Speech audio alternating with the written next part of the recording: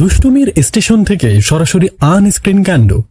আরে মশাই, মনে হচ্ছে এই উপস্থাপিকার জায়গা পেয়েছে কোনো দুষ্টু মন্ত্রের জাদুতে।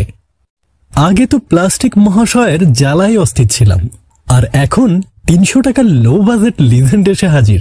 বছরের শুরুতেই যদি এই ম্যাগি স্টাইল ড্রামায় ডুবতে হয়, তাহলে বাকি বছরটা হয়তো বাঁশের র‍্যাপ দিয়ে পার করতে হবে।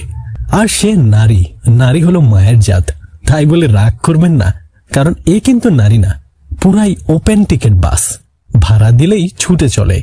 টকশোর সঞ্চালক, মানে মিষ্টি মিষ্টি গলায় মাঝখানে তৃতীয় আম্পায়ার। পক্ষ বিপক্ষ সবাইকে সুযোগ দেওয়া তার কাজ, কিন্তু এই আপা যেন দলের মুখপাত্র।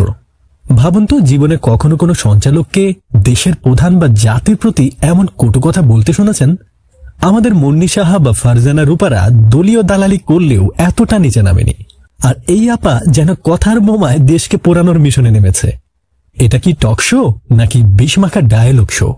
আপা, আপনার স্ক্রিপ্ট রিভিউ করা দরকার। টক শোতে মত প্রকাশের জায়গায় আপা যেন তর্কের যুদ্ধে নেমে গেছেন। বিরোধী দলের অতিথিদের এমন অপমান করেন যেন নিজের বাড়ির বকাঝোকা এখানে চালিয়ে দিচ্ছেন। প্রিয় স্বামীর অত্যাচারের জবাবটাও বোধ হয় এখানেই দিচ্ছেন। তার প্রিয় ডায়লগ কি জানেন? ভারত আমাদের চাল পেঁয়াজ না দিলে আমরা নাকি না খেয়ে থাকতাম। আসল চিত্রটা কি জানেন? আমরা আমদানি বন্ধ করলে তাদের কৃষকরাই বিক্ষোভে ফেটে পড়েন। অস্ট্রেলিয়া ভারত ম্যাচে বাংলাদেশি আম্পায়ারের সিদ্ধান্ত নিয়েও উল্টাপাল্টা কথা বলেছিলেন তিনি। ভারতের অধিনায়ক থেকে ধারাভাষ্যকার সবাই বলেছেন আউটটা ছিল পুরোপুরি ঠিকঠাক, অথচ আপা তার বিশেষ তত্ত্ব নিয়ে ময়দানে ঝাল ছেড়েই যাচ্ছেন।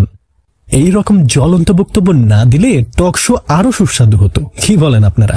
মন্তব্য আপনাদের উপরেই ছেড়ে দিলাম।